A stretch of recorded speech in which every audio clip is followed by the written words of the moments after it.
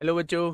नमस्कार। कैसे हैं आप सब लोग? उम्मीद करता हूँ कि आप सब लोग अच्छे होंगे, बेहतरीन होंगे, लाजवाब होंगे, एकदम बिंदास होंगे और साथ ही बहुत अच्छे से आप लोग अपनी पढ़ाई को कर रहे होंगे। एक बार सभी मेरे प्यारे दोस्त बताएंगे कैसे हैं आप सब लोग, कैसी चल रही है आप लोगों की पढ़ाई, कैसी चल रही है आप लोगों की पढ़ाई। Good morning, good morning, good morning. सभी को मेरा प्यार भरा नमस्कार, सभी को राधे राधे, सभी को दोस्त जय हिंद। तो एक बार सभी मेरे प्यारे दोस्त बताएंगे। प्रवेश कुमार, दिनेश ढिल्लन, अंतिश मीना, रोबिन सैनी, श्रुति रॉय, मोनू, नितिका चौधरी, नरेश योगी, आंचल सिंह, वसीम अकरम, जीत कुमार, बिट्टू यादव, राहुल खोड़ा, अंशिका, गौतम, सुषमा, चलिए, सुरेश कुमार, राहुल सैनी, सूर्यांशी, फिरोज खान, कल्पना, टिंकू कुमार, सभी का स्वागत है भाई आपके अपने प्यारे से परिवार रोजगार विदंकित में, मेरे प्यारे दोस्त। ठीक है। अब बहुत दिन के बाद हम लोग मिल रहे हैं। होली का त्योहार था और होली के त्योहार को बहुत धूमधाम से आप लोगों ने मनाया होगा और अब उसी एनर्जी, उसी उत्साह के साथ जो है वो आज क्लास से जुड़ रहे होंगे। प्यारे दोस्त, हम लोगों का जो टॉपिक चल रहा है वो रेशो एंड प्रपोर्शन चल रहा है और रेशो एंड प्रपोर्शन मेरे प्यारे भाई आज हम लोगों का पूरी तरीके से खत्म हो जाएगा। ठीक है। परेशान नहीं होना है, दिक्कत नहीं लेनी है। कल से एक नए चैप्टर की शुरुआत करेंगे और वो एक नया चैप्टर बिल्कुल ऐसा होगा जो मतलब आप लोगों को इतना टाइम भी नहीं लेगा और मतलब प्रॉपर एक ही टाइप के 3 क्वेश्चंस को हम लोग करेंगे। बाकी क्वेश्चंस को जो है वो मेरे प्यारे दोस्त मैं आप लोगों को वर्कशीट में प्रोवाइड कर रहा हूँ। बाकी को आप थोड़ा सा देखेंगे, साथ के साथ प्रैक्टिस करते हुए चलेंगे तो बहुत शानदार तरीके से जो है वो हम लोग आगे बढ़ रहे होंगे। ठीक है। शुरुआत करते हैं आज के पहले क्वेश्चन की। तो पहला क्वेश्चन आप लोगों के सामने है। फटाफट मुझे बताइए क्या होगा इस क्वेश्चन का बिल्कुल सही जवाब। जो चीज आपके सामने लेके आया हूं वो पढ़नी पड़ेगी। ये डिसाइड आप नहीं करेंगे कि क्वेश्चन कैसे पूछे जाते हैं या क्वेश्चन कैसे नहीं पूछे जाते हैं। ये आप लोग डिसाइड नहीं करेंगे। बाकी जिन लोगों को बोलना है वो कुछ भी बोलते रहें, सिलेक्शन सबका नहीं होता है। सिलेक्शन उन्हीं लोगों का होता है जो मेहनत करते हैं। ठीक है। बताइए क्या होगा इसका बिल्कुल सही जवाब। क्या कहना चाह रहा है क्वेश्चन मेरे भाई? ए और बी के आय का अनुपात जो है वो 5:7 है। लास्ट क्लास में भी मैंने आप लोगों को रेशो के क्वेश्चन कराए थे जहां इनकम, एक्सपेंडिचर और सेविंग के क्वेश्चन थे मेरे भाई। ए और बी के आय का अनुपात कितना दिया हुआ है, इनकम का रेशो जो है वो 5:7 आप लोगों को दिया हुआ है। ध्यान से समझना मेरे भाई। ए और बी के इनकम का रेशो जो है वो 5:7 आप लोगों को दिया हुआ है। ठीक है। ए और बी क्रम से 4,000 रुपए और 5,000 रुपए की बचत करते हैं। सेविंग कितनी दे रखी है? ए की सेविंग दे रखी है 4,000 रुपए और बी की सेविंग कितनी दे रखी है? 5,000 रुपए। मैंने आप लोगों को बताया था क्रॉस मेथड कि क्रॉस मेथड कब लगता है, एक बार रिकॉल करिए। एक्सपेंडिचर की बात करूं तो एक्सपेंडिचर कितना दे रखा है? ए का खर्च जो है वो बी के खर्च के 66 सही 2/3% के बराबर है। जब तक मैं परसेंटेज आप लोगों को नहीं पढ़ाता तब तक आप लोग याद रखेंगे 66 सही 2/3% की फ्रैक्शन जो होती है वो 2/3 होती है। फ्रैक्शन जो होती है वो 2/3 होती है। परसेंटेज को फ्रैक्शन में बदलते कैसे हैं? नीचे 100 लगा के। लेकिन वो सारी चीजें जो है वो मैं आपको परसेंटेज में बताऊंगा जो कि हम लोगों का नेक्स्ट टॉपिक है। अगर मैं भी आपसे कहूं 66 सही 2/3% के बराबर है, ए का खर्चा बी के खर्चे के 66 सही 2/3% के बराबर है, इसका मतलब है यानी अगर बी का खर्चा 3 रुपए है तो ए का खर्चा कितना हो जाएगा? 2 रुपए हो जाएगा। ऐसा क्वेश्चन ने बोला हुआ। जितनी बात मैंने अभी आपके सामने बोर्ड पे लिखी है वो सारी बातें क्वेश्चन ने बोली हुई है। उसने कहा है इनकम का रेशो 5:7 है। ए 4,000 रुपए बचाता है, बी 5,000 रुपए बचाता है। ए का एक्सपेंडिचर जो है वो बी के एक्सपेंडिचर का 66 सही 2/3% है। यानी बी अगर 3 रुपए खर्च करता है तो ए जो है वो 2 रुपए खर्च करता है। आप लोगों को मैंने बताया होगा, क्रॉस मेथड लगाना बताया होगा। जब एक रेशो दिया हो, कुछ जोड़ने और घटाने के बाद फिर से रेशो आप लोगों को दिया हो तो वहां आप क्रॉस मेथड लगा सकते हैं। आपने देखा 4 तिया 12,000 हो जाएगा। बहुत बढ़िया। उसमें से हम ज्यादा वाले में से कम वाला घटाते हैं, 5 दूनी 10,000 हो जाएगा। आपने ये घटा दिया, ठीक वैसे ही क्रॉस मल्टीप्लाई ऊपर करिए। 5 दूनी 10 होगा, 7 दूनी 14 होगा। 14 में से 10 को घटाएंगे तो मेरे प्यारे दोस्त यहाँ क्या बचेगा, 4 बचेगा। 12,000 में से 10,000 जाएंगे तो कितना बचेगा, 2,000 बचेगा। यानी एक की वैल्यू कितनी आने वाली है, तो एक की वैल्यू 500 आने वाली है। ए की वैल्यू कितनी आने वाली है, ए की वैल्यू 500 आने वाली है। क्वेश्चन ने कहा है ए और बी की कुल आय क्या है, यानी वो दोनों की मिला के आय पूछना चाह रहा है। यानी वो 5 और 7 12 पार्ट की वैल्यू आपसे पूछना चाह रहा है। वो 5 और 7 12 पार्ट की वैल्यू पूछना चाह रहा है। अगर एक बराबर 500 तो 12 बराबर कितना हो जाएगा, 12 बराबर, अच्छा 4,000 है, 5,000 है, तो 4 तिया 12,000 हो जाएगा। 12,000 में से 5 दूनी 10,000 हो जाएगा। 12,000 में से 10,000 दो, चार, चार पंजे 20, 500 आएगा। 500 की गुणा 12 में करेंगे। ए और बी की कुल आय पूछना चाह रहा है। 3 है, कहाँ 3 है, 5 तिया 15, अच्छा 7 दूनी 14, मेरे भाई ये 3 है।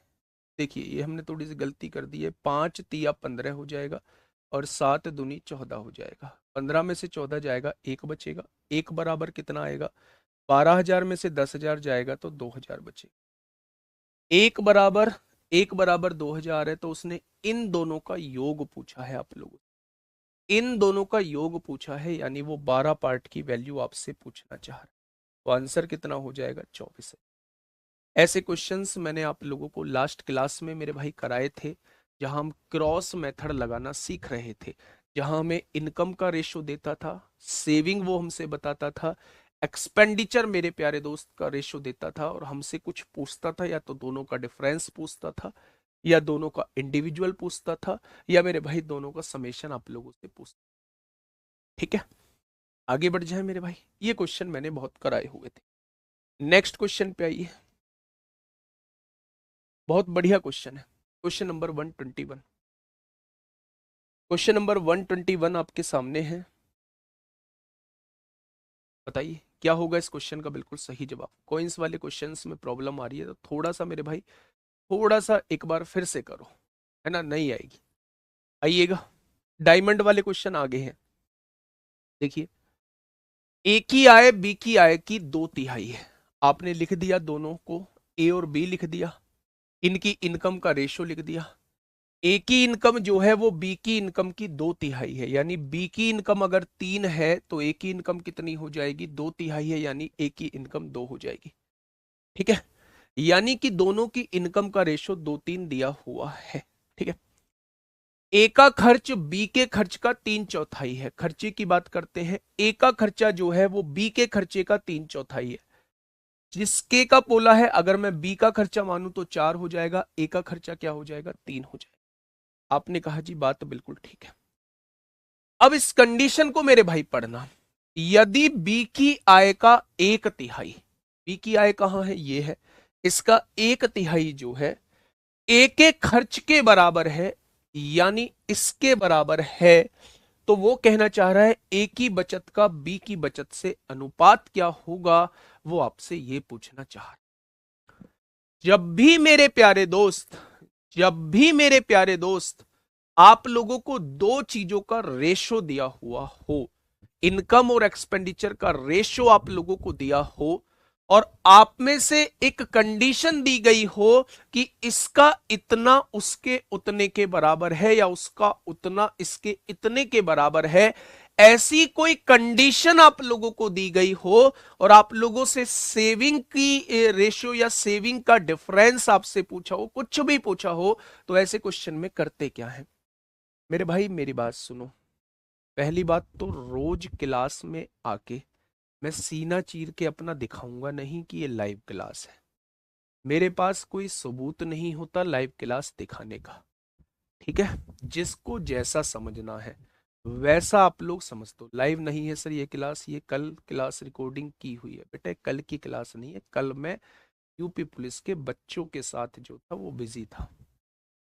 ठीक है मेरे भाई, तो थोड़ा सा दिमाग ज्यादा मत लगाया करो। इतना दिमाग अगर पढ़ाने पे लगा लोगे ना, पढ़ने पे लगा लोगे, तो चीजें बहुत ऊपर चली जाएंगी। ठीक है भाई। इसके बाद आप लाइव क्लास बोलो, आप रिकॉर्डेड क्लास बोलो, आपके एंड पे छोड़ता हूं। मैं भाई साहब रोज ये बात आके प्रूव करूंगा नहीं। ठीक है, आ जाओ। इनकम का रेशो दिया हुआ है दोनों की 2/3 और एक्सपेंडिचर का रेशो दिया है 3/4। अलग से सेविंग के बारे में नहीं बोला हुआ है, इसलिए क्रॉस मेथड नहीं लगाएंगे। क्रॉस मेथड नहीं लगाएंगे क्योंकि इसने सेविंग दी हुई नहीं है। फिर कैसे करें मेरे प्यारे दोस्त? यहां आप ना वेरिएबल मानिए, इसकी इनकम 2A मान लीजिए, इसकी इनकम 3A मान लीजिए। क्या मेरे भाई दोनों का, या एक काम करिए, ए और बी तो ऊपर दिए हुए हैं, एक्स और वाई मान लीजिए। इसकी इनकम एक्स मानिए और इसका एक्सपेंडिचर वाई मानिए। क्या रेशो में कोई परिवर्तन हुआ? इन दोनों का रेशो निकालोगे अब भी 2/3 आएगा, इन दोनों का रेशो निकालोगे अब भी 3/4 आएगा, वाई से वाई कट जाएगा। रेशो में, हाँ, रेशो में मेरे प्यारे दोस्त हमने कोई परिवर्तन नहीं किया। अब देखो, जैसे क्वेश्चन कह रहा है ना, बस वैसे कर दो। जैसे क्वेश्चन कह रहा है बस वैसे कर दो मेरे भाई। कैसे? बी की आय का 1/3, बी की आय कितनी है? 3x है मेरे भाई। इसका 1/3, आपने इसका 1/3 निकाला, बहुत बढ़िया। ए के खर्च के बराबर है, ए का खर्च कितना है? 3y के बराबर है। ए के खर्च के बराबर है यानी 3y के बराबर है, ऐसा क्वेश्चन ने बोला है, मैंने अपनी तरफ से कुछ नहीं लिखा है। 3 से 3 कट जाएगा। यहां से अगर ये x की बात करूं तो ये गुणा में है, इधर आके भाग में हो जाएगा। या y अपॉन एक्स की वैल्यू 1/3 आ चुकी है मेरे भाई। y की जगह 1 रख दो, x की जगह 3। जब y की जगह 1 रखेंगे तो ये 3 हो जाएगा, y की जगह 1 रखेंगे ये 4 हो जाएगा, x की जगह 3 रखेंगे तो 2 या 6 हो जाएगा, x की जगह 3 रखेंगे तो ये 9 हो जाएगा। हो जाएगा बच्चे? तो आप कहेंगे जी बिल्कुल यही हो जाएगा मेरे भाई। सेविंग का रेशो अब आप लोगों को बताना है कि सेविंग का रेशो क्या हो जाएगा। तो मेरे भाई अगर इनकम में से खर्चे को घटा दोगे, कमाए हुए में से खर्चे को घटा दोगे तो बचत आ जाएगी। कमाए हुए में से खर्चे को घटा दोगे तो बचत आ जाएगी। और दोनों के बचतों का अनुपात क्या हो जाएगा? तो आप कहेंगे 3:5 हो जाएगा। दोनों की बचतों का अनुपात क्या हो जाएगा? तो आप कहेंगे 3:5 हो जाएगा। मेरी बात समझ में आई? नहीं समझ में आई है दोबारा समझो मेरे भाई। क्वेश्चन ने कहा है ए की इनकम बी की इनकम की 2/3 दी हुई है, यानी बी अगर 3 रुपए कमाता है तो ए जो है वो 2 रुपए कमाता होगा। बी 3 रुपए कमाता है तो ए 2 रुपए कमाता होगा। ए के खर्च बी के खर्च का 3/4 है। बी अगर 4 रुपए खर्चा करता है तो ए 3 रुपए खर्चा करता है। क्योंकि इस क्वेश्चन में सेविंग के बारे में कुछ नहीं कहा गया है, कुछ नहीं कहा गया है, इसलिए प्यारे दोस्त हम लोग यहां क्रॉस मेथड नहीं लगा सकते। हम लोग क्या करेंगे, इसके पूरे के साथ x मान लीजिए, इसकी इनकम 2x मान लीजिए, इसकी 3x हो जाएगी, इसका खर्चा 3y मान लीजिए, इसका खर्चा 4y हो जाएगा। अब क्वेश्चन ने कहा क्या है, बी की आय का 1/3, बी की आय है 3x, इसका 1/3 निकाल दीजिए। ए के खर्चे के बराबर है, ए का खर्चा है 3y, उसे 3y के बराबर लिख दीजिए। यहां से रेशो निकालेंगे, y x का 1/3 आएगा, y की जगह 1 रख दीजिए, x की जगह 3 रख दीजिए। ये इनकम आ चुकी है। इनकम में से इसका खर्चा घटा दोगे, इसकी बचत आ जाएगी। इनकम में से इसका खर्चा घटा दोगे, इसकी बचत आ जाएगी। यानी आंसर जो है वो 3/5 आ जाएगा। ठीक है, ऐसा ही एक और क्वेश्चन मैं आपको कराता हूं, फटाफट मुझे इसका बताइए। डीपी कांस्टेबल में पूछा गया है 2023 में। ये डीपी कांस्टेबल 2023 में आपसे पूछा गया है, फटाफट मुझे बताइए मेरे भाई। देखिए, आराम से पढ़ेंगे मेरे साथ। ए बी और सी की आय का अनुपात जो है वो 3:5:4 दिया हुआ है। जहां क्रॉस मेथड नहीं लगता उस टाइप के क्वेश्चंस को हम लोग कैसे करते हैं, मैं उनकी बात आप लोगों को बता रहा हूं।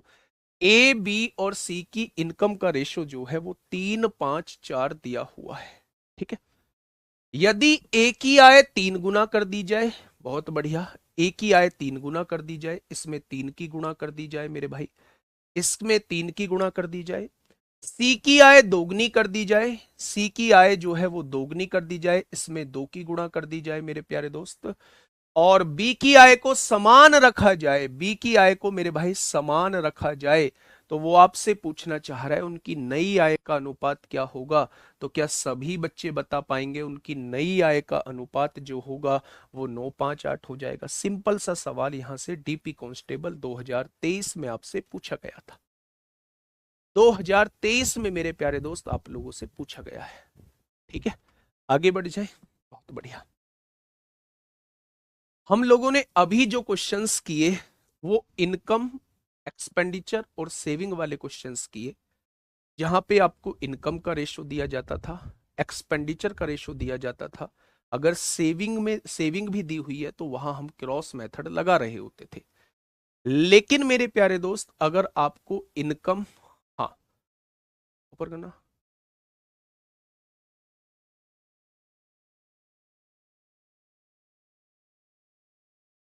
अबे यार, मतलब ऐसे क्वेश्चंस को देख के बड़ा, ऐसे कमेंट्स को देख के ना बड़ा मन सा खराब होता है सच में। अगर किसी बैच में मेरा मन करता है, किसी बैच में मतलब अ, बेमन के अगर क्लास में आता हूँ तो वो इस बैच में बेमन के क्लास के में आता हूँ।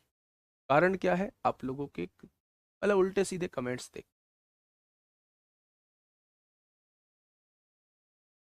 कर रट्टा मार के पढ़ाते हो।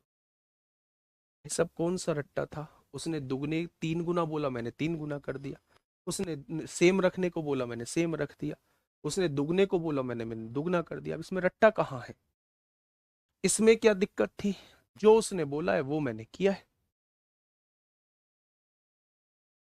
मेरे भाई नौकरी आज के टाइम में सच में बहुत मुश्किल, ये डराने का काम नहीं है। ये डराने का काम नहीं है, सच्चाई बताने का काम है। 60,000 लोगों के सिलेक्शन हुए हैं यूपी पुलिस। लेकिन आप एक तरफ ये भी देखो कि 40 लाख लोग बाहर भी निकले। आप ये भी देखो, है ना, बहुत बहुत कम से बाहर निकले हैं। दिल्ली पुलिस में सिलेक्शन होगा 5,000 लोगों का कांस्टेबल में, और उसके बदले में 40-45 लाख लोग बाहर भी निकले। आ जाओ, बात को समझिए बच्चे, क्या कहना चाह रहे हैं कुछ। अब ये मिसलेनियस क्वेश्चन आपके सामने है, और मिसलेनियस क्वेश्चन में मैंने हर टाइप के क्वेश्चन को रखा है। प्यार से पढ़ना। जो सिक्के वाले क्वेश्चंस उसमें नहीं हुए थे प्यारे दोस्त और वो पूछे गए हैं, वो सिक्के वाले क्वेश्चन मैंने आपके सामने लेके आया। ठीक है, ध्यान से सुनना मेरे भाई। हाँ, जो 45, 46, 47 क्वेश्चन नहीं कराए थे वो आज करा दूंगा। अब आराम से सुनिएगा। 120 रुपए का भुगतान जो है वो 10 रुपए, 5 रुपए और 2 रुपए के सिक्कों से किया जाता है। यानी 10 रुपए के सिक्के दिए जाते हैं, 5 रुपए के सिक्के दिए जाते हैं और 2 रुपए के सिक्के दिए जाते हैं। और इन सिक्कों को मिला के टोटल कितने रुपए दिए जाते हैं? 120 रुपए दिए जाते हैं। इसके लिए कुल 25 सिक्कों का उपयोग किया जाता है। टोटल मिला के 25 सिक्के दिए जाने हैं। ये जो 3 तरीके के सिक्के हैं, टोटल कितने दिए जाने हैं? 25 सिक्के के रूप में दिए जाने हैं। निम्नलिखित में से कौन सी संख्या भुगतान में उपयोग किए गए 10 रुपए के सिक्कों की संख्या है? वो कह रहा है ये जो 4 ऑप्शन आपके सामने दिए ना, इनमें से कौन से 10 रुपए के सिक्के हो सकते हैं? कौन से 10 रुपए के सिक्के हो सकते हैं, वो आप लोगों से ये पूछना चाह रहा है। अब थोड़ा सा ध्यान से सुनना। मुझे नहीं पता, मुझे नहीं पता ये कितने सिक्के हैं। मैंने मान लिया ये एक्स सिक्के हैं। मुझे नहीं पता ये कितने सिक्के हैं वाई सिक्के हैं, और मुझे नहीं पता ये कितने सिक्के हैं जेड सिक्के हैं। यानी कि मेरे भाई मैंने टोटल सिक्के मेरे पास कितने हो गए? एक्स सिक्के ये है, वाई सिक्के ये है, जेड सिक्के ये है। यानी मेरे पास टोटल सिक्कों की संख्या कितनी हो चुकी है? इतनी। और उसने टोटल सिक्कों की संख्या कितनी दी हुई है? टोटल सिक्कों की संख्या उसने 25 दी हुई है। ठीक है, अब आप मुझे ये बताइए, अगर 10 रुपए के एक्स सिक्के हैं तो क्या यहां टोटल रुपए जो है वो 10x हो जाएंगे? अगर मेरे भाई 5 रुपए के वाई सिक्के हैं तो क्या यहां टोटल रुपए जो हो जाएंगे वो 5y हो जाएंगे? और अगर 2 रुपए के जेड सिक्के हैं तो क्या टोटल सिक्के जो है वो 2z रुपए हो जाएंगे? क्या ये बात समझ में आई? तो आप कहेंगे जी बिल्कुल आ गई है। यानी मेरे प्यारे दोस्त, अगर मैं आपसे पूछूं कि टोटल मेरे पास कितने रुपए बैठ रहे हैं तो आप कहेंगे इतने रुपए बैठ रहे हैं। और उसने टोटल कितने रुपए दिए हैं? आपने कहा जी उसने टोटल 120 रुपए दिए। जब मेरे प्यारे दोस्त आपके पास 3 वेरिएबल हो, 3 वेरिएबल एक्स वाई और जेड, तो उन्हें सॉल्व करने के लिए मेरे पास 3 ही इक्वेशन होनी चाहिए। लेकिन यहां इक्वेशन 2 है, तो यहां हिट एंड ट्रायल मेथड से क्वेश्चन को सॉल्व करेंगे। एक्स वाई जेड की जगह एक नहीं मान सकते। क्यों मानोगे एक? अगर उसने बराबर बोला होता तो मैं जरूर एक एक एक मानता, लेकिन उसने कुछ कहा ही नहीं है, तो हमें अलग अलग अलग ही मानने पड़ेंगे। अब मेरे प्यारे दोस्त, इसमें अगर मैं टू की मल्टीप्लाई कर दूं, क्यों कर रहा हूं टू की मल्टीप्लाई, क्योंकि इसमें से मैं जेड को हटा रहा हूं, जेड आराम से बराबर हो जाएगा। टू की मल्टीप्लाई करी 2x हो गया, टू की मल्टीप्लाई करी 2y हो गया, और टू की मल्टीप्लाई करी 2z हो गया, और टू की मल्टीप्लाई करी 50 हो गया। घटा दिए मैंने ऊपर वाली इक्वेशन में से नीचे वाली इक्वेशन, कट जाएगा। 5 में से 2 जाएगा 3y बचेगा, 10 में से 2 जाएगा 8x बचेगा, और 120 में से 50 जाएगा 70 बचेगा। अब मेरे प्यारे दोस्त, इससे आगे आप क्वेश्चन को सॉल्व नहीं कर सकते। अब क्वेश्चन क्या कहना चाह रहा है, क्वेश्चन ने कहा है इन चारों ऑप्शन में से 10 रुपए के सिक्कों की संख्या क्या है, यानी वो आपसे x की वैल्यू पूछना चाह रहा है। x की, क्या ये सारे के सारे ऑप्शन x के दिए हुए हैं, रखना स्टार्ट करिए। x की वैल्यू 8 रखेंगे, 8 अट्टे 64, 70 में से 64 जाएगा तो कितना बचेगा 6, और 6 को 3 से डिवाइड करेंगे 2 आएगा, यानी 8 पॉसिबल है, 8 पॉसिबल है। मैंने कहा 6 रखो, x की वैल्यू 8 छिंग 48, 70 में से 48 जाएगा 22 बचेगा, और 22 3 से डिवाइड नहीं होता, और सिक्के की संख्या जो है वो डेसिमल के रूप में नहीं आएगी, इसलिए x की वैल्यू 6 पॉसिबल नहीं है। आपने कहा x की वैल्यू 10 रखिए, 10 अट्ठे 80, 70 में से 80 जाएगा -10 बचेगा, सिक्कों की संख्या कभी भी माइनस में नहीं हो सकती। ठीक है, अगर मैं यहां से कहूं x की वैल्यू 4 रखिए, 8 चौक 32, 70 में से 32 जाएगा तो कितना बचेगा 32, और 8 40, 38 बचेगा, 38 3 से डिवाइड नहीं होता, ये भी वैल्यू नहीं हो सकती। हमेशा वो एक ही ऑप्शन देगा, क्योंकि मेरे भाई 3 इक्वेशन होनी चाहिए थे इनकी वैल्यू निकालने के लिए। अगर आप इन्हें सॉल्व करना चाहते हो तो इसका एकमात्र तरीका है बाई ऑप्शन, क्योंकि उसने बोला है कि निम्नलिखित में से कौन सी संख्या, यानी इन चारों में से कौन सी संख्या है जो x की वैल्यू हो सकती है, जो 10 रुपए के सिक्कों की संख्या हो सकती है। x की वैल्यू कौन सी हो सकती है, तो आपको ऑप्शन के हिसाब से चलना पड़ेगा। यह भी 2022 में सीजीएल के प्री में पूछा गया है, और सीजीएल का प्री जो है वो कोई मतलब आपके एग्जाम के सामने कुछ नहीं है, दिल्ली पुलिस कांस्टेबल का उससे हार्ड आता है। इसलिए मैं आपके सामने लेके आया हूं कि कभी कभी ऐसे क्वेश्चन दे देता है, परेशान मत होना उन क्वेश्चन। मैं दोबारा बताता हूं, ध्यान देना मेरे भाई। एक बैग में 10 रुपए के, 5 रुपए के और 2 रुपए के सिक्के हैं, और उन सिक्कों की वैल्यू दे रखी है 120 रुपए। टोटल सिक्कों की संख्या दे रखी है 25 सिक्के हैं। मुझे नहीं पता कितने कितने सिक्के किसके हैं। मैंने मान लिया x सिक्के इसके हैं, y सिक्के इसके हैं, z सिक्के इसके हैं। अगर मैं आपसे पूछूं टोटल सिक्कों की संख्या कितनी हो जाएगी, तो आप कहेंगे टोटल सिक्कों की संख्या 25 दी हुई है। मैं आपसे पूछूं टोटल रुपये, 10 रुपए के x सिक्के हैं, टोटल 10x रुपए, 5 रुपए के y सिक्के हैं, टोटल 5y रुपए, 2 रुपए के z सिक्के हैं, टोटल 2z रुपए। तो मेरे पास टोटल रुपए इतने बैठ रहे हैं, तीनों को जोड़ दूंगा, उसने दिए हैं 120 रुपए बैठते हैं। मैंने इस इक्वेशन में 2 की मल्टीप्लाई कर दी, जिससे z की वैल्यू सेम हो जाए और कट जाए। 2 की मल्टीप्लाई करी 2x हो गया, 2 की मल्टीप्लाई करी 2y हो गया, 2 की मल्टीप्लाई करी 2z हो गया, 2 की मल्टीप्लाई करी 50, घटा दिया। 10 में से 2 गया 8 बचा, 5 में से 2 गया 3 बचा, ये इसमें से गया घट गया, 120 में से 50 गया 70 बचा। अब उसने 10 रुपए के सिक्कों की संख्या पूछी है।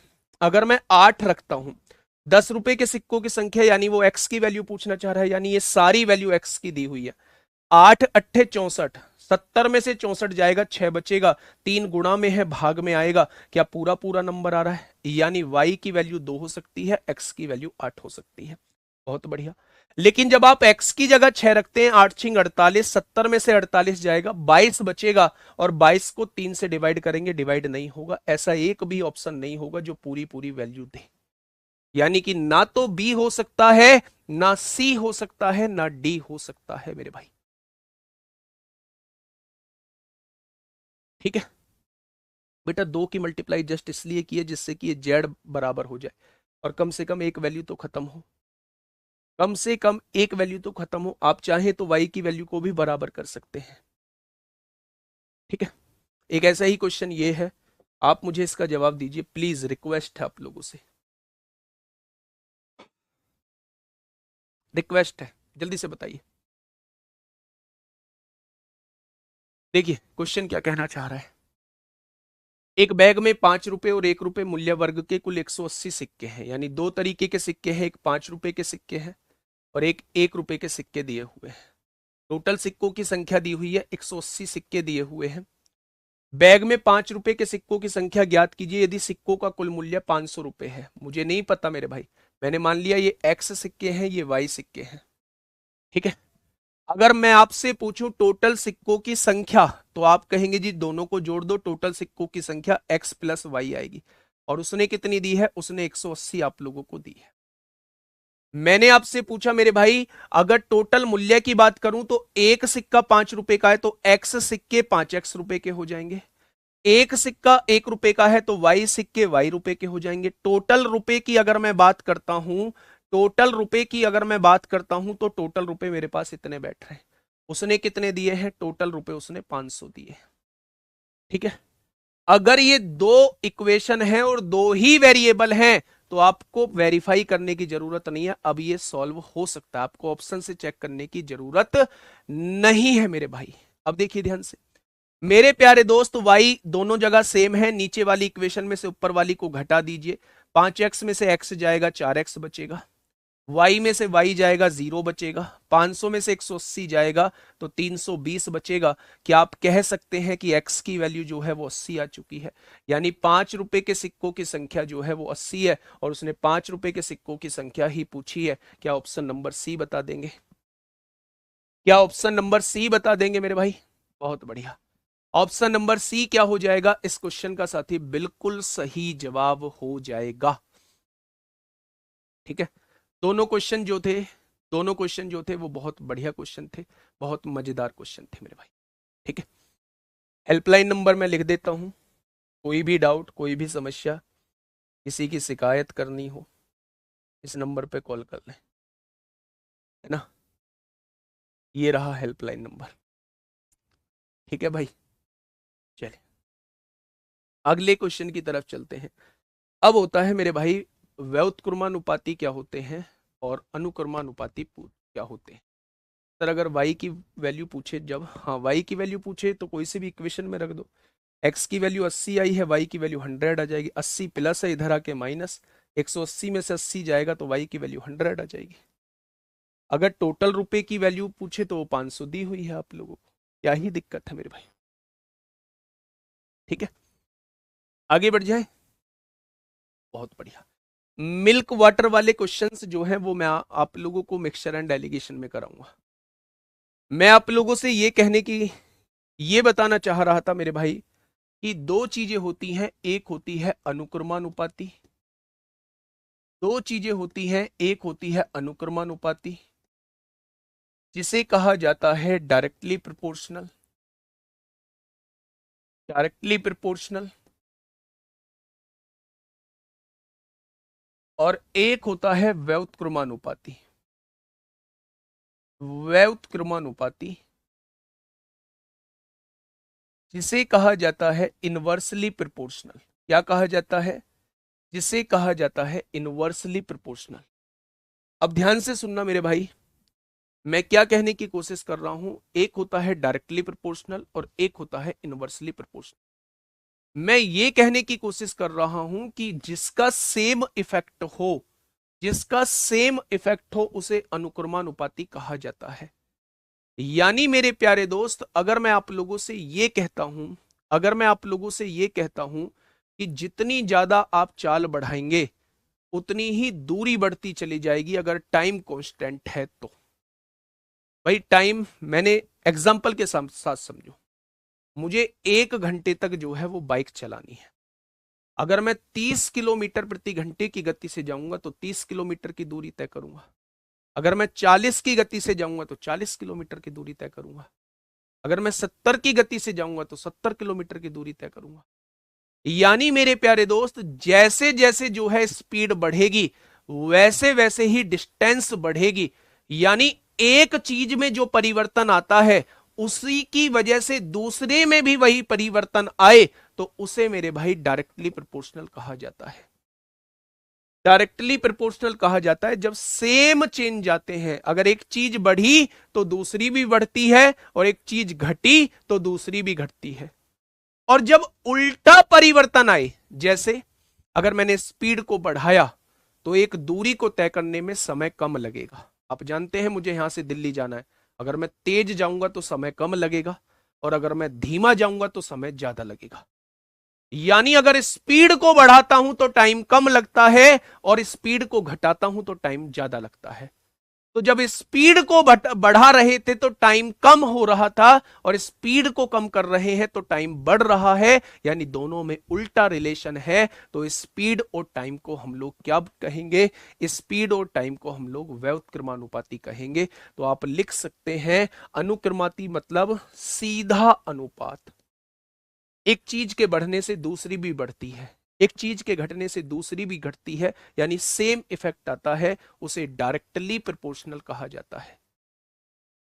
ठीक है। और अगर उल्टा इफेक्ट आता है तो उसे इनवर्सली प्रोपोर्शनल कहा जाता है। एक चीज बढ़ी तो दूसरी घटेगी, और एक चीज घटी तो दूसरी बढ़ेगी। बात क्लियर हुई? लेकिन भाई साहब इसका रोल क्या है, इसके क्वेश्चंस कैसे पूछे जाते हैं, उन क्वेश्चंस पे हम लोग बात करते हैं। उसने कहा x जो है वो y के अनुक्रमानुपाती है, यानी कि सीधा रिलेशन है। जब सीधा रिलेशन होता है तो आमने सामने चीजें लिखी जाती हैं। जैसे अगर उसने कहा कि मेरे भाई स्पीड जो है वो डायरेक्टली प्रोपोर्शनल है डिस्टेंस के, यानी कि जैसे जैसे स्पीड बढ़ेगी वैसे वैसे डिस्टेंस बढ़ेगी, जैसे जैसे स्पीड घटेगी वैसे वैसे डिस्टेंस घटेगी। तो ये रिलेशन कैसा हो गया? ये रिलेशन जो हो गया वो डायरेक्टली प्रोपोर्शनल का हो गया। लेकिन अगर इनवर्सली प्रोपोर्शनल है, मैं कहूं स्पीड बढ़ने से टाइम घटता है, तो मेरे भाई इनवर्सली में चीजें नीचे लिखी जाती हैं। एस और टी में अगर उल्टा लिखना है तो इसे ऊपर लिखना होगा, इसे नीचे लिखना होगा। इन दोनों में कैसा रिलेशन आ जाएगा? इनवर्सली का रिलेशन आ जाएगा।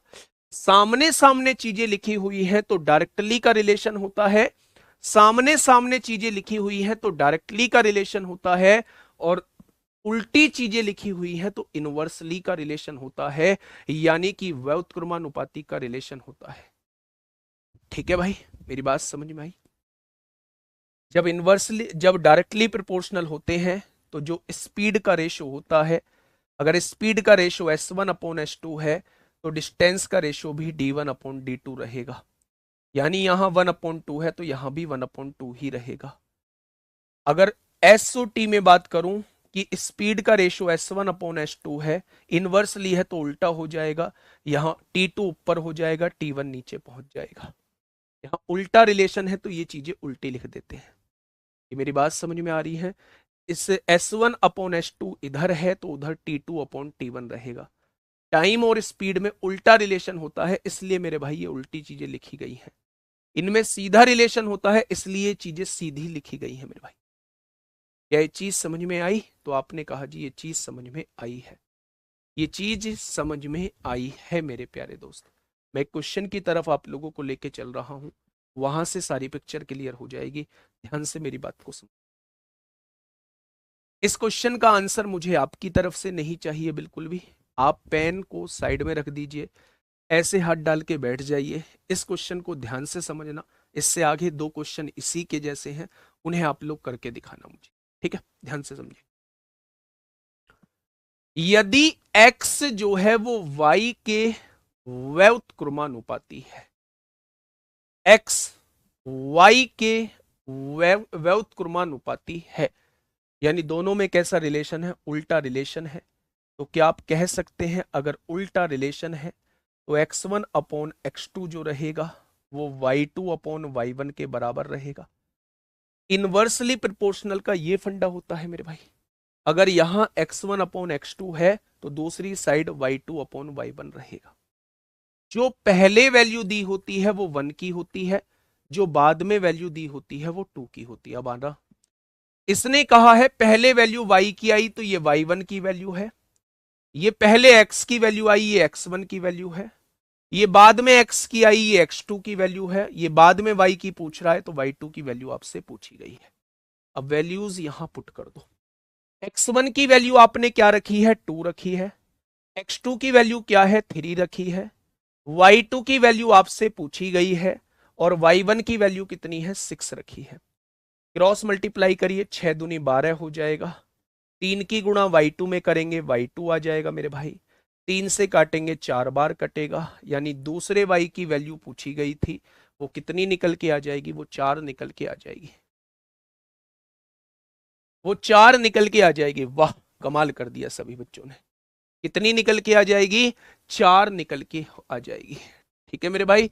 अगर अगर मैं आप लोगों से कहता हूं डायरेक्टली प्रोपोर्शनल है तो बेटा सामने चीजें लिखी जाएंगी, 1 के सामने 1 वाली और 2 के सामने 2 वाली, डायरेक्टली प्रोपोर्शनल है। लेकिन अगर इनवर्सली प्रोपोर्शनल है तो उल्टी, 1 के सामने 2 वाली, 2 के सामने 1 वाली। ठीक है, चीजें समझ में आई? एक बार थम्स अप करिए कि चीजें समझ में आ गई हैं। थोड़ा बहुत समझ में नहीं आया है, अगले क्वेश्चन में समझ में आ जाएगा। एक बार थम्स अप करिएगा कि चीजें समझ में आ गई हैं।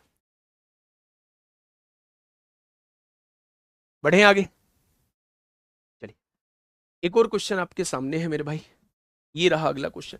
बस जैसे क्वेश्चन कह रहा है ना वैसे क्वेश्चन को कर देना। क्वेश्चन आपको बताएगा कि आपको करना क्या है, रटना नहीं है चीजों को। क्वेश्चन खुद बोलेगा आपसे कि आपको भाई साहब करना क्या है। देखिए थोड़ा सा ध्यान से समझिएगा। एम जो है एन स्क्वायर प्लस 3 का व्युत्क्रमानुपाती है। उल्टा रिलेशन है क्या? उल्टा रिलेशन है? आपने कहा जी हाँ जी। यानी अगर मैं इधर m1 अपॉन m2 लिखता हूं तो दूसरी साइड जो है मुझे n2 वाला ऊपर लिखना पड़ेगा। इसके व्युत्क्रमानुपाती है, इसे लिख लीजिए बेटा, ऐसे ही लिख लीजिए। एन स्क्वायर प्लस 3 को यहां भी लिख दीजिए और एन स्क्वायर प्लस 3 को यहां भी लिख दीजिए। लिख दिया आपने। अगर व्युत्क्रमानुपाती है तो 1 के सामने n2 ऊपर आएगा, 2 के सामने 1 ऊपर। क्या ऐसे ही लिखेंगे बच्चे? क्या ऐसे ही लिखेंगे आप लोग मेरे दोस्त? अगर ये दोनों इनवर्सली प्रोपोर्शनल हैं, ये दोनों व्युत्क्रमानुपाती हैं बच्चे, तो इसका मतलब m1 अपॉन m2 जो होगा वो n2 का स्क्वायर प्लस 3 अपॉन n1 का स्क्वायर प्लस 3 के बराबर होगा। जिसके इनवर्सली प्रोपोर्शनल दे रखा है उसको दोनों जगह लिख लीजिए। एन स्क्वायर प्लस 3 ऊपर भी लिख दिया, नीचे भी लिख दीजिए। अगर व्युत्क्रमानुपाती है तो 1 के सामने 2 लिखा जाएगा, 2 के सामने 1 लिखा जाएगा, क्योंकि उल्टा रिलेशन है। यही चीज समझ में आई? आपने कहा बहुत अच्छे से। आगे अब ध्यान से सुनना। ये पहला n दिया है इसलिए ये पहला n1 है। ये पहला m दिया है, ये पहला m1 है। ये दूसरा n दिया है इसलिए ये n2 है। दूसरा m आपसे पूछा है इसलिए m2 की वैल्यू वो आपसे पूछना चाहता है मेरे भाई। क्वेश्चन ना हो आपसे, पॉसिबल है? नहीं जी नहीं। m1 की वैल्यू कितनी है? आपने कहा 3 है। m2 की वैल्यू कितनी है? आपने कहा जी पूछी है। अच्छा, n2 का स्क्वायर, प्यारे दोस्त n2 का स्क्वायर दिया हुआ है 69 है। n2 का स्क्वायर यानी कंप्लीट की वैल्यू 69 दी हुई है। n1 का स्क्वायर, n1 का स्क्वायर नहीं दिया हुआ जी, खाली n1 की वैल्यू 3 है। अगर इसकी खाली n1 की वैल्यू 3 है तो इसका स्क्वायर 9 हो जाएगा। क्या इस बात में कोई दिक्कत? तो आपने कहा जी कोई दिक्कत नहीं है। यहां आइए ना, 69 और 3 72 हो जाएंगे, 9 और 3 12 हो जाएंगे, 12 छिंग 72 हो जाएगा। क्या कोई समस्या? आपने कहा कोई समस्या नहीं। क्रॉस मल्टीप्लाई करिए, ये हो जाएगा 6m2 और ये हो जाएगा 3 एकम 3 हो जाएगा मेरे प्यारे भाई। 6 गुणा में है, इधर आके भाग में आएगा। क्या m2 की वैल्यू 1/2 हो जाएगी? क्या m2 की वैल्यू 1/2 हो जाएगी? ठीक है, नहीं, उसे प्रोपोर्शन लेके मत करो भाई, कांस्टेंट लेके मत करो, उलझ जाओगे। क्यों ही कांस्टेंट लेना? मेरी बात समझ में आई? इससे अगला जो है वो एक और बेहतरीन क्वेश्चन है, इसी के जैसा है। पहले आप मेरी पूरी बात समझो। मैं, अगर आपको इस लाइन का मतलब समझ में आ गया ना मेरे भाई, किसी भी क्वेश्चन में आप मार नहीं खाओगे। मेरे प्यारे दोस्त, दो चीज आपके सामने दी हुई है, इन दोनों में व्युत्क्रमानुपाती का रिलेशन है। पहले आप इसका रेशियो लिख लो m1 अपॉन m2 का। दोनों जगह इसको एज इट इज लिख दो, n square plus 3, n square plus 3 लिख दिया। अगर उल्टा रिलेशन है तो अगर इधर 1/2 है तो इधर 2/1 आएगा। डायरेक्टली रिलेशन होता अनुक्रमानुपाती का रिलेशन होता तो यहां 1 2 है तो यहां भी 1 2 आता। ठीक है, बहुत बढ़िया, बहुत शानदार। अब देखना मेरे भाई, n2 का स्क्वायर, ये पूरा स्क्वायर आपको 69 दिया है, 69 प्लस 3 72 हो गया। n1 का स्क्वायर, n1 की खाली n1 की वैल्यू 3 दी है तो स्क्वायर करेंगे 9 हो जाएगा, 9 और 3 12 हो जाएगा। हो गया। पहला m1 3 दिया हुआ है, दूसरा m2 पूछा है, यहां से आंसर 1/2 आ जाएगा। ठीक है, बहुत बढ़िया, बहुत शानदार। एक क्वेश्चन आपके हवाले करूंगा, ये बिल्कुल ऐसा ही है, बताइए। नहीं होगा कोई दिक्कत नहीं, आज खत्म नहीं होगा कल खत्म हो जाएगा। भगाऊंगा नहीं, भगाऊंगा नहीं, छोड़ूंगा नहीं कुछ भी, ये गारंटी है। बताइए, आराम से क्वेश्चन को पढ़िए। ऐसा थोड़ी है सिलेबस कंप्लीट करने के चक्कर में फॉर्मेलिटी पूरी कर दूं। पहले बोल के आता हूं कि सिलेबस कराऊंगा, अपने मन से कराऊंगा, बस उसमें टाइम की बाउंडेशन मत लगाना, पर ऐसा कराऊंगा कि लोग भूलेंगे नहीं। एन स्क्वायर की जगह 3 दोनों जगह क्यों लिखा? एन स्क्वायर की जगह 3 दोनों जगह क्यों लिखा? ना बेटा ना, ना, ये बेटा दिया हुआ है, एन स्क्वायर प्लस 3 दिया हुआ है, एन स्क्वायर प्लस 3 यहाँ भी, n1 प्लस 3 यहाँ भी। अगर यहाँ 5 दिया होता तो हम दोनों जगह 5 लिख रहे होते, 7 दिया होता तो यहाँ दोनों जगह 7 लिख रहे होते। ठीक है।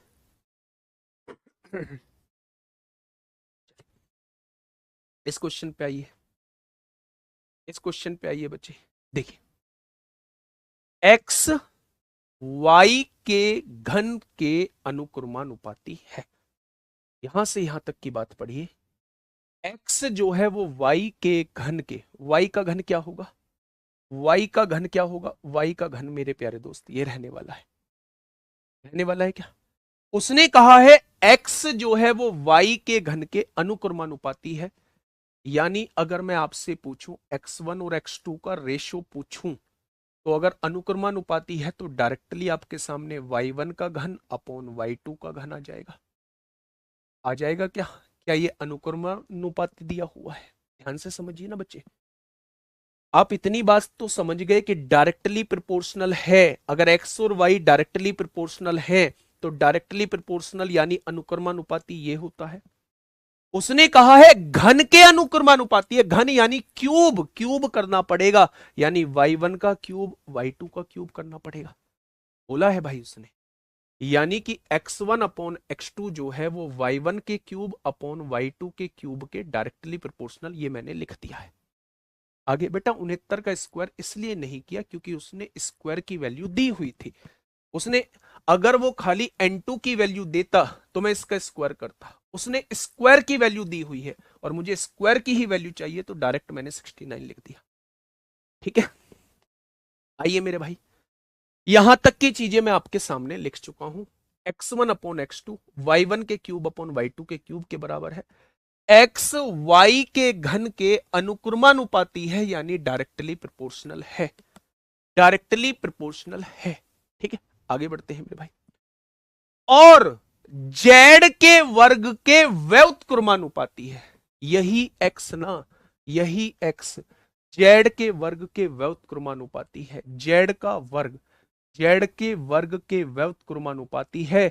अगर व्युत्क्रमानुपाती है, यहां 1 है तो यहां 2 आएगा, यहां 2 है तो यहां 1 आएगा। क्या वो क्वेश्चन कुछ इस तरीके से बोलना चाह रहा है? क्वेश्चन बहुत जानदार है भाई साहब, क्वेश्चन बहुत जानदार है।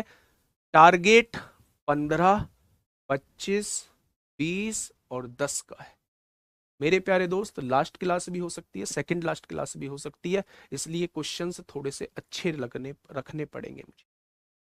पहले उसने कहा कि x जो है वो y के घन के अनुक्रमानुपाती है, यानी y का घन करेंगे, यहां 1 है यहां भी 1 लिखेंगे, यहां 2 है यहां भी 2 लिखेंगे। और z के वर्ग के व्युत्क्रमानुपाती है बच्चे, व्युत्क्रमानुपाती है तो इसका मतलब जेड का वर्ग लिखेंगे दोनों जगह, यहां 1 है तो यहां 2 लिखेंगे, यहां 2 है तो यहां 1 लिखेंगे। मुझे नहीं लगता कि अब आपको इसमें कोई दिक्कत आई होगी। देखिएगा मेरे भाई, सारी चीजों को पढ़ना पड़ेगा, छोड़ना कुछ भी नहीं पड़ेगा, सारी चीजों को पढ़ना पड़ेगा, फिर मैं देखूं भाई कैसे क्वेश्चन बचे। क्वेश्चन बच जाएगा। देखो, यदि पहला y है, y1 दिया हुआ है, पहला z है, z1 दिया हुआ है, पहला x है, x1 दिया हुआ है, दूसरा y है, y2 दिया हुआ है, दूसरा z है, z2 दिया हुआ है, दूसरा x पूछा है, दूसरा x2 की वैल्यू वो आपसे पूछना चाह रहा है। क्वेश्चन की वैल्यू रखते चले जाओ। x1 कितना दिया हुआ है भाई साहब? 1/36। x1 की जगह 1/36 लिख दो। x2 हमें निकालना है, x2 ऐसे का ऐसे ही लिख दो। इधर आइए, y1 कितना दिया हुआ है? 2। 2 का क्यूब करेंगे 8 आएगा। y2 कितना दिया हुआ है? 3। 3 का क्यूब करेंगे 27 आएगा। z2 कितना दिया हुआ है? 5। 5 का स्क्वायर करेंगे 25 आएगा। और z1 कितना दिया हुआ है? 3। 3 का स्क्वायर करेंगे 9 आएगा। क्या कोई दिक्कत? आप कहेंगे कोई दिक्कत नहीं है। 36 इधर गुणा में भाग में है, इधर आके मेरे प्यारे दोस्त गुणा में हो जाएगा। क्या हो जाएगा? तो आपने कहा जी बिल्कुल हो जाएगा। अब देखना मेरे प्यारे दोस्त, समझ क्या कुछ चीजें कर सकती हैं? बिल्कुल। 9 चौक 36, 9 तिया 27 हो सकता है। और कुछ कर सकता है? नहीं जी। ये 1/x2 इधर बचेगा, 25 अट्ठे 200 चौक 800 हो जाएगा, और 9 तिया 27 हो जाएगा। हो जाएगा बच्चे? अगर मैं इसको उल्टा करता हूं तो x2 की वैल्यू क्या हो जाएगी? ये भी उल्टा हो जाएगा, 27/800। क्या x2 की वैल्यू आप लोग निकाल चुके हैं? आपने कहा जी बिल्कुल निकाल चुके। क्वेश्चन ने कहा है 800 x2 का मान क्या होगा? 800 x2, x2 की वैल्यू क्या दी हुई है? 27/800। x2 की वैल्यू क्या दी है? 27/800। 800 x2 का मान जो है वो 27 हो जाएगा। 800 x2 का मान जो है वो 27 हो जाएगा मेरे प्यारे दोस्त।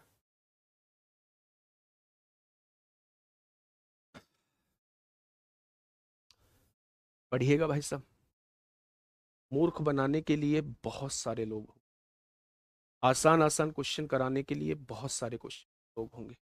आप उनमें उन्हें बहुत अच्छा भी बताएंगे, लेकिन जहां बात ऐसे क्वेश्चंस की आ जाती है जहां हमें दिमाग लगाना पड़ता है, वहां या तो हम सामने पढ़ाने वाले में, ओ भाई ऐसे क्वेश्चन नहीं आते सर, डीपी में मत कराओ, आपको दूंगा ऐसा ही। इसमें क्वेश्चंस पे डला हुआ नहीं है, ऐसे क्वेश्चन ही दिल्ली पुलिस कांस्टेबल में पूछा गया, अनुक्रमानुपाती और व्युत्क्रमानुपाती का, कांस्टेबल में। ठीक है, प्लीज अगर आप लोगों को ऐसा लगता है तो आज की क्लास आप लोग छोड़ सकते हैं, जिन्हें ऐसा लगता है। पर क्लास में डिसिप्लिन मेंटेन करना पड़ेगा, है ना। हर चीज को बर्दाश्त कर सकता हूँ, मेहनत कितनी भी कर सकता हूँ, लेकिन मेरे भाई इन चीजों को नहीं कि ऐसा आता है या नहीं। अगर ऐसा आता है, ऐसा नहीं आता ये आपको पता है, तो फिर तो बैच की आवश्यकता ही नहीं थी। ठीक है, मेरी बात समझ में आई? सर जी ये उल्टा क्यों किया? बेटा x2 की वैल्यू निकाल दो, मत करो उल्टा, मत करो उल्टा, नहीं करना है। x2 की गुणा 800 में करी, 800 x2 हो गया। 27 की गुणा 1 में करी, 27 हो गया।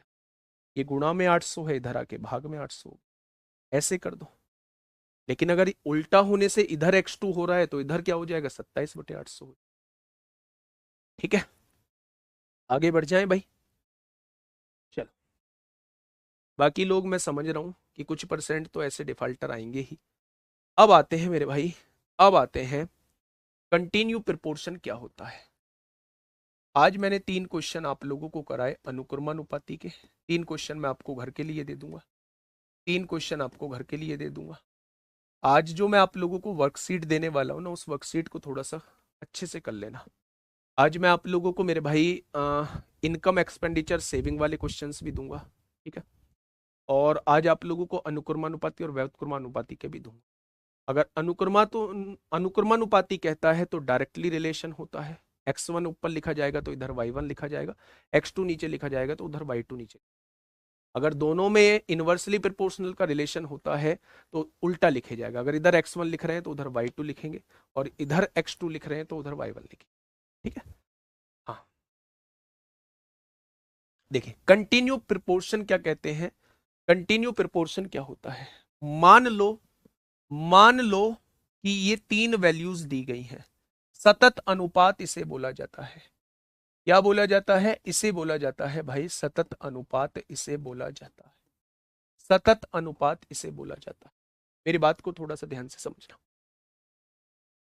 जब भी वैल्यू कंटिन्यू प्रोपोर्शन की आती है तो मैंने आप लोगों को बताया होगा, थोड़ा सा पहले कराया है पर आज उसे डिटेल में करा देता हूं। वो भी क्वेश्चन जो मैंने आपसे कहा था इन्हें मिसलेनियस में कराऊंगा, ठीक है। एबीसी अगर सतत अनुपात में है यानी कंटिन्यू प्रोपोर्शन में है तो पहले दो का जो रेशो होगा वो अगले दो के रेशो के बराबर रहेगा। ये सतत अनुपात होता है। अगर मैं आप लोगों से कहूं 1, 2 और 4, क्या ये सतत अनुपात में है? क्या ये सतत अनुपात में है? ठीक है। 1, 2, 4 क्या सतत अनुपात में है? तो आप कहेंगे जी मैं चेक करूंगा, पहले दो का रेशो निकालूंगा, अगर वही रेशो अगले दो का हो जाता है तो ये किस में कहलाएंगे? ये सतत अनुपात में कहलाएंगे, कंटिन्यू प्रोपोर्शन में कहलाएंगे। यानी कि मेरे प्यारे दोस्त ये कंटिन्यू प्रोपोर्शन में है। आप कहेंगे जी ठीक है ये तो 3 है। हाँ, आप कहेंगे जी ये तो 3 है, अगर बाई चांस 4 वैल्यूज दे दी तो उन्हें कैसे चेक करेंगे? बिल्कुल सही बात आपकी, ये 4 वैल्यूज आपको दे दी और मैंने आपसे पूछा क्या ये कंटिन्यू प्रोपोर्शन में है? क्या ये कंटिन्यू प्रोपोर्शन में है? क्या ये सतत अनुपात में है? तो आप क्या चेक करोगे? पहले दो का जो रेशो रहेगा, पहले दो का जो रेशो रहेगा वो अगले दो के रेशो के बराबर रहेगा और वो अगले दो के रेशो के बराबर रहेगा। जैसे मैं आप लोगों को दे देता हूं 1, 3, यहां 9 आ जाएगा और यहां 27 आ जाएगा। अगर मैं आप लोगों से कहूं क्या ये सतत अनुपात में है तो आपने कहा जी पहले दो का जो रेशो रहेगा, पहले दो का जो रेशो रहेगा वो अगले दो के रेशो के बराबर आना चाहिए, वो अगले दोनों के रेशो के बराबर आना चाहिए। अगर ऐसा आ रहा है तो मेरे भाई ये सतत अनुपात में होंगे, ये सतत अनुपात में होंगे। क्या ये वैल्यूज आपके समझ में आई? तो आपने कहा हाँ। 125 में कुछ मिस है, देख लो सर। 125, 125 में क्या मिस है? ठीक है, क्या मिस है? एक्स वाई के व्युत्क्रमानुपाती है, X is inversely proportional to Y. हाँ ठीक है। And X to Y and X बराबर 2 व्हेन वाई बराबर 6। ठीक है, एक्स बराबर 2 है, वाई बराबर, then what will be the value of Y when X बराबर 3। ठीक है, इसमें क्या मिसिंग है? इसमें क्या मिसिंग है मेरे भाई? क्या ये वैल्यूज समझ में आई? मैंने आपसे ये कहा, मैंने आपसे ये कहा, मैंने यहां लिख दिया 5, 15, 45, 60। मैंने आपसे पूछा ये क्या ये कंटिन्यू प्रोपोर्शन में है? क्या ये सतत अनुपात में है? जल्दी से मुझे बताइए क्या ये सतत अनुपात में है? क्या जल्दी से बताइए क्या ये सतत अनुपात में है? आपने कहा पहले दो का रेशो 1/3 आएगा, अगले दो का रेशो 1/3 आएगा, लेकिन इन दोनों का रेशो 1/3 नहीं आएगा तो ये सतत अनुपात में नहीं है, ये सतत अनुपात में नहीं है। जब भी आपके सामने क्वेश्चन सतत अनुपात का आए प्यारे दोस्त आप ऑप्शन से वैल्यू पुट करके चले जाना, ये इन क्वेश्चंस का करने का सबसे बेस्ट तरीका होता है। जैसे मैंने आपको नंबर सिस्टम में जब वैल्यूज वाले क्वेश्चन कराए थे, 2 अंकीय संख्या वाले क्वेश्चन कराए थे, तब मैंने आप लोगों को बताया था कि ऐसे क्वेश्चंस को हमेशा आप लोगों को बाई ऑप्शन सॉल्व करना है। पूरी दुनिया उन्हें बाई ऑप्शन सॉल्व करती है और अगर आप मेथड की तरफ जा रहे हैं तो आप गलत कर रहे हैं, आप अपने भार का रास्ता स्वयं चुन रहे हैं। ठीक है, चलिए पहला क्वेश्चन समझिए। ये वो क्वेश्चन है जो मैंने मिसलेनियस के लिए कह के, जो बच्चा अभी कह रहा था जी 46, 47, 48 भी आपने छुड़वा दिए, तो ये वही क्वेश्चन है मेरे प्यारे दोस्त, ये वही क्वेश्चन है जो प्यारे दोस्त हम लोग जब छोड़ के चले। क्वेश्चन ने कहा है यदि ए बी सी डी निरंतर अनुपात में है, कंटिन्यूड प्रोपोर्शन में है मेरे भाई, कंटिन्यूड प्रोपोर्शन में है या सतत अनुपात में है। निरंतर अनुपात और सतत अनुपात बात एक ही होता है। तो उसने क्या कहा है बच्चे? हाँ, उसने कहा है M A cube plus N B cube minus R C cube ratio M B cube plus N C cube minus R D cube. जब मेथड से सॉल्व करोगे, के मान के सॉल्व करोगे तो क्वेश्चन हो जाएगा बहुत लेंदी। और ऐसे क्वेश्चंस का तरीका मेरे भाई पेपर में ऐसे नहीं किया जा सकता।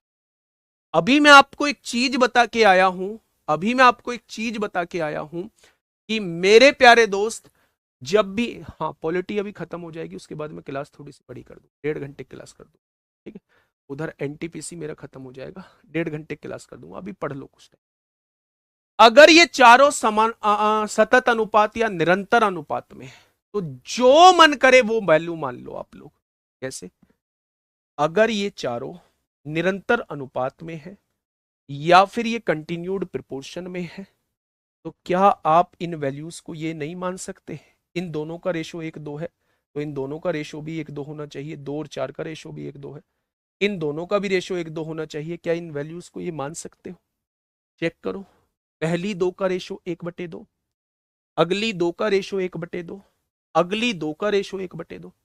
क्या इन्हीं वैल्यूज को मानने से आएगा या कुछ भी वैल्यू मान ले? भाई कुछ भी मान लेना, बस कंटिन्यूड प्रिपोर्शन में होनी चाहिए। आप इसको 3-6 मान लेना, ये 6-12 लेना पड़ेगा, ये 12-24 लेना पड़ेगा, जो मन करे वो वैल्यू मान लेना, बस ये कंटिन्यूड प्रिपोर्शन में होनी चाहिए। वैल्यू रखते चले जाओ। ए की वैल्यू 1 रखो, यहां क्या बचेगा? एम बचेगा। बी की वैल्यू कितनी रखनी है? बी की वैल्यू 2, 2 का क्यूब 8n हो जाएगा। माइनस सी की वैल्यू कितनी रखनी है? 4 रखनी है। 4 का क्यूब कितना हो जाएगा? 64r हो जाएगा। 64r हो जाएगा मेरे भाई। आगे बढ़ते हैं। बी की वैल्यू कितनी रखनी है मेरे भाई? बी की वैल्यू 2, 2 का क्यूब कितना होगा? 2 दूनी 4 दूनी 8, 8m हो जाएगा। बहुत बढ़िया। एन की वैल्यू कितनी रखनी? सी की वैल्यू कितनी रखनी है? 4 चौक 16 चौका 64n हो जाएगा। बहुत बढ़िया। माइनस डी की वैल्यू 8 अट्ठे 64 अट्ठे 512 आर हो जाएगा। आपने कहा जी बिल्कुल, ये वैल्यू रखने से यही आएगा। आप मुझे बताइए, क्या इनमें से ऊपर वाले को ऐसे का ऐसे ही लिख दीजिए, m plus 8n minus 64r। नीचे वाले से 8 कॉमन ले लीजिए, यहां क्या बचेगा? m बचेगा। यहां से 8 गया तो 8 अट्ठे 64, यहां 8n बचेगा, और यहां से 8 गया तो यहां 64r बचेगा। क्या इससे ये कट जाएगा? क्या ये सॉल्व होके 1/8 आ चुका है? क्या ये सॉल्व होके 1/8 आ चुका है? तो आप कहेंगे 1/8 तब आएगा, 1/8 तब आएगा जब a अपॉन डी आएगा।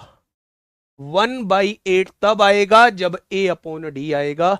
यानी आंसर क्या हो जाएगा? a अपॉन डी हो जाएगा। a अपॉन डी हो जाएगा, ऑप्शन नंबर बी। इससे बेस्ट तरीका हो ही नहीं सकता। इससे बेस्ट तरीका प्यारे दोस्त हो ही नहीं सकता। हम जी ऐसे हमारे दिमाग में नहीं आया तो भाई साहब फिर प्रैक्टिस नहीं की।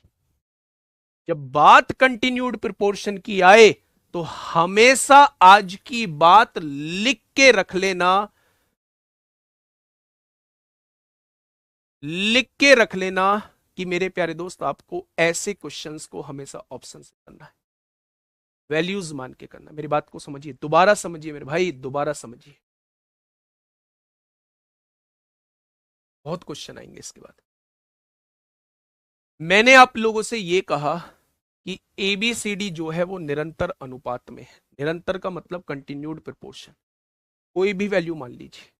आपने कहा मैं तो नहीं मान रहा 1 2 4 8, रेशो 1:2 है, रेशो 1:2 बनाइए, अगली वैल्यू का रेशो 1:2 बनाइए, ये चारों वैल्यूज से भी आंसर वही आएगा।